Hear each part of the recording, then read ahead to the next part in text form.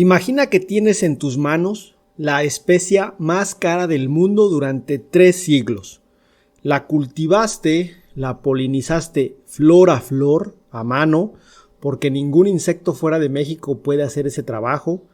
Te llamaste el único proveedor del planeta, vendiste a las cortes europeas, a los cocineros del rey de Francia, a los confiteros más exigentes de Londres, y en un solo momento, en 1841, cuando un joven esclavo de 12 años en la isla de la Reunión descubrió cómo polinizar tu planta de forma natural, todo se acabó. Así fue como perdió México el monopolio mundial de la vainilla. Y así empieza también la historia de algo que en este país se discute poco y que no aprovechamos del todo: las denominaciones de origen. Hoy te voy a contar por qué este sistema que protege los productos más auténticos de nuestro país es al mismo tiempo uno de los instrumentos más poderosos y más desperdiciados que tiene el campo mexicano.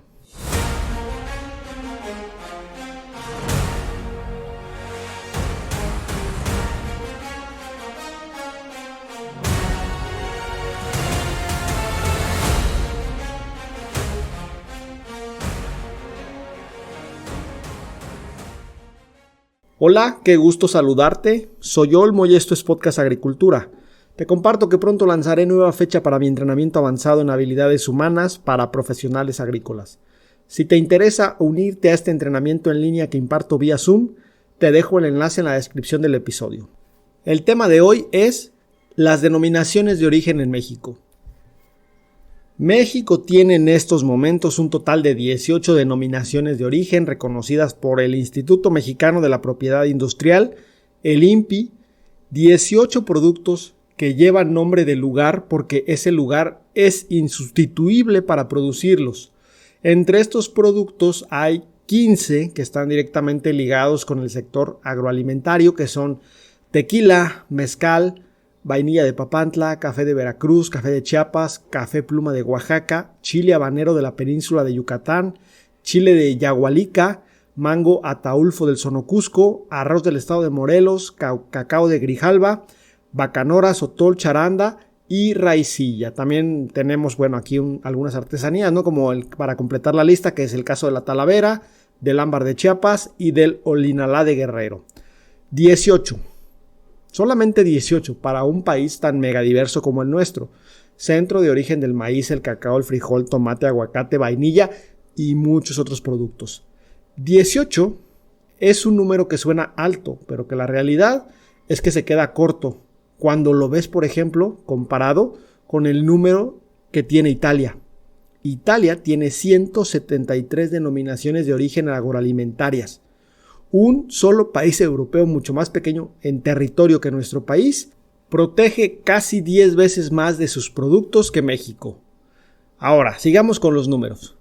El tequila, por ejemplo, generó 4.280 millones de dólares en exportaciones durante 2024, convirtiéndose en el segundo producto agroalimentario más exportado de México, solo después de la cerveza. Eso es lo que puede ayudar a lograr una denominación de origen cuando funciona con reglas claras y cuando tiene una vigilancia, un sistema de vigilancia. 1 kilo de vainilla verde de Papantla se cotiza en alrededor de 1,000 pesos. La demanda mundial de vainilla creció un 30% entre 2010 y 2020 y sigue subiendo. Es por esta razón que debemos de proteger este tipo de productos, porque ahí hay un negocio para los agricultores. Sin embargo, los puntos que merecen toda la atención en este tema son principalmente 3. Primero, tenemos muchos productos con enorme potencial que siguen sin protección. Segundo, de las 18 denominaciones de origen que existen en México, 15 de ellas agroalimentarias, no todas funcionan igual de bien. La mayoría carece de un sistema adecuado de vigilancia y certificación, como por ejemplo lo que tiene el tequila, ¿no? Que el tequila sí es ampliamente vigilado, pero no todo el mundo, todas las denominaciones tienen ese alcance. Y tercero, el acuerdo global entre México y la Unión Europea, que está ahorita tratándose sobre la mesa, reconocerá más de 600 nombres de productos de ambas regiones, lo que convierte a las denominaciones de origen en una herramienta geopolítica en el comercio internacional, en este caso para México, ¿no? Justo pues ahora que México está bajo una presión comercial por parte de su vecino y principal socio del norte, que no tiene pues muchos precedentes similares en el pasado. Ahora bien, la vainilla de Papantla tardó casi 5 siglos en ser reconocida formalmente por el gobierno mexicano.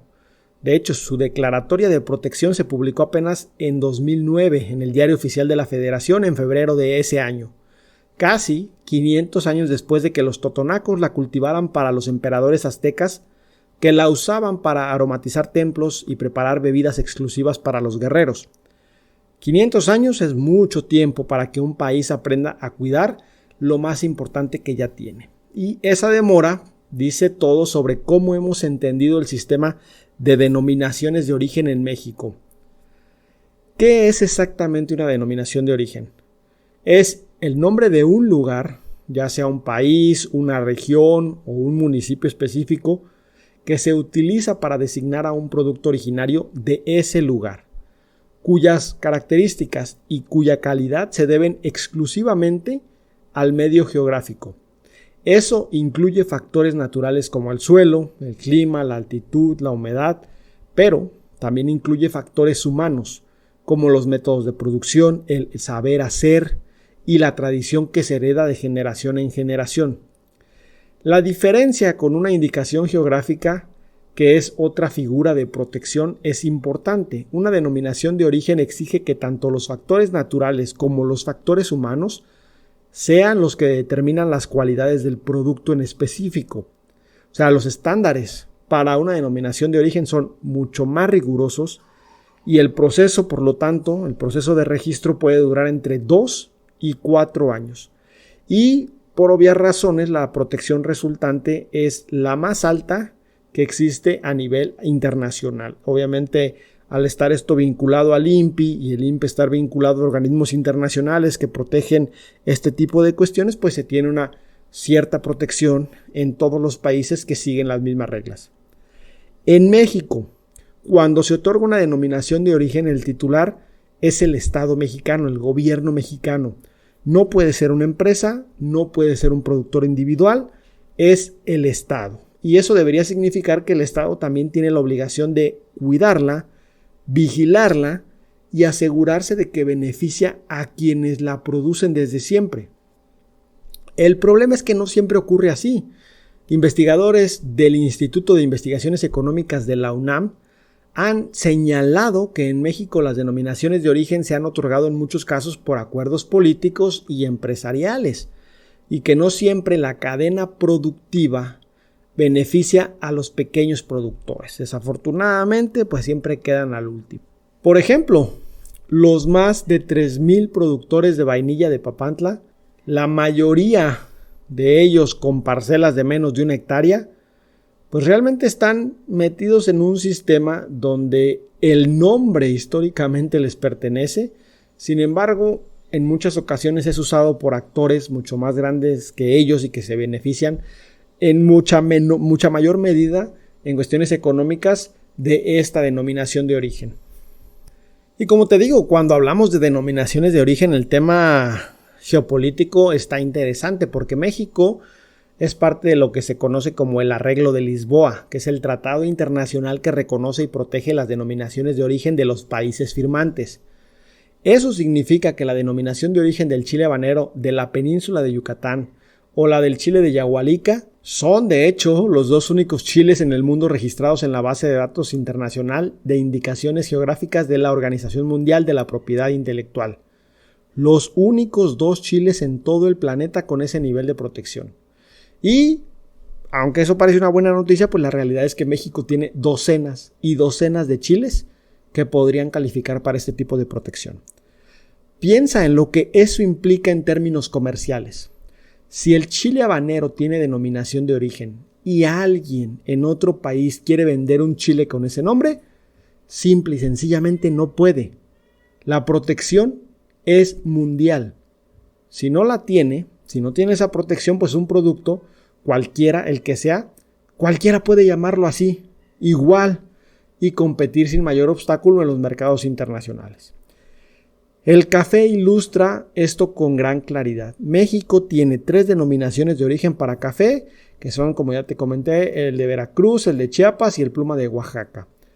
Cada una de estas denominaciones existe porque el suelo volcánico, la altitud, la humedad y las tradiciones de cultivo son distintas en cada una de estas regiones y producen perfiles de sabor para el café que no se pueden replicar en ningún otro lugar del país.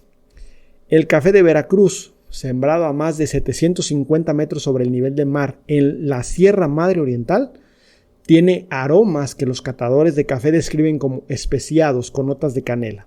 El de Chiapas, producido en docenas de regiones específicas del estado, destaca por su alta acidez y un aroma intenso. Y el Pluma de Oaxaca tiene 100 años de tradición en esa región y es cosechado por pequeños productores en 30 municipios de la costa y en la Sierra Sur. 3 cafés distintos, 3 territorios distintos, un mismo país que tardó décadas en aprender a nombrar eso que tenía y que bueno, todavía no hemos aprendido a nombrar todo porque hay una enorme variedad de productos del agro que podrían tener su denominación de origen. A continuación te voy a mencionar cada una de estas denominaciones de origen que te mencioné al principio, te las voy a mencionar con un poco más de detalle y bueno, estas están ordenadas de la más antigua a la más reciente. Empecemos con las bebidas destiladas, que en este caso pues el tequila es la primera de ellas y también la denominación de origen más antigua, data de 1974. Están incluidos Jalisco, Michoacán, Tamaulipas, Nayarit y Guanajuato como zonas productoras y fue la primera denominación de origen declarada en México y hasta hoy pues la más exportada. Luego, 20 años después, en 1994 vino la del mezcal con regiones autorizadas en Oaxaca, Durango, Zacatecas, San Luis Potosí, Guerrero, Tamaulipas, Guanajuato, Michoacán y Puebla. 6 años después vino la del Bacanora, esta solamente para el estado de Sonora. Luego vino en 2002 la del Sotol para Chihuahua, Durango y Coahuila. Después vino en 2003 la de Charanda para Michoacán solamente. La Charanda es un destilado de caña de azúcar único en su tipo en México. Después tuvieron que pasar 16 años hasta 2019 para que viniera el de la Raicilla solamente para Jalisco, que es un destilado de agave. Esas son las bebidas destiladas. Llevamos 1, 2, 3, 4, 5. 1, 2, 3, 4, 5, 6. ¿Ok? Y vamos con el tema de los cafés. En el año 2000 se tuvo la denominación de origen del café de Veracruz. Como ya te dije, producido en Sierra Madre Oriental y en la Sierra Madre del Sur veracruzana a más de 750 metros sobre el nivel del mar. Luego, en 2003 vino la denominación de origen del café Chiapas, que contempla 12 regiones específicas de ese estado. Y en 2020, o sea, bastante reciente, vino la denominación de origen del café Pluma, que incluye 30 municipios de la región costa y de la Sierra Sur de Oaxaca, de hecho, esta es la denominación de origen más reciente en México. Y luego pasamos justamente a los productos agrícolas y alimenticios.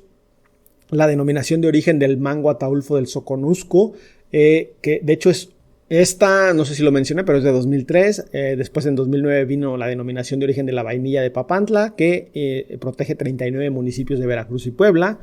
En 2010 vino la denominación de origen del chile habanero en la península de Yucatán, para Campeche, Quintana Roo y Yucatán, o bueno, ciertas regiones del estado. En 2012 la del arroz del estado de Morelos. Hay solamente 3 variedades específicas con proceso artesanal que representan menos del 1% del consumo nacional. Estas 3 variedades las mencioné en el episodio anterior sobre el arroz. En 2016 vino la del cacao Grijalba, que es justamente de la región Grijalba de Tabasco, en sus subregiones que son Chontalpa, Sierra y Centro solamente. Y en 2019 se tuvo la del chile de Yahualica, que esta es para los Altos de Jalisco, que como te digo, junto con el habanero, los únicos 2 chiles del mundo registrados en la base de datos internacional de la OMPI. Y solo como cuestión cultural, tenemos 3 denominaciones de origen para artesanías, que es la Talavera para Puebla y Tlaxcala, que es el Olinalá para Guerrero. El Olinalá son lacas elaboradas con madera de linóleo y barniz de 5 tierras con aceite de chía. Nunca la he visto, suena interesante.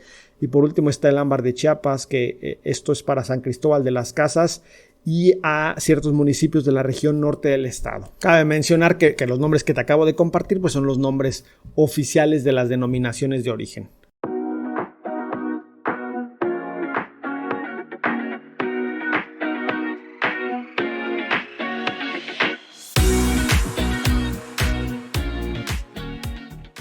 Hasta aquí el tema de hoy, espero que te haya resultado interesante. Si eres un profesional o una profesional agrícola con amplio expertise técnico, pero sientes que necesitas mejorar tus habilidades humanas, especialmente tus habilidades de comunicación, entonces te invito a escuchar Agricultura Profesional, mi podcast sobre habilidades humanas para profesionales agrícolas.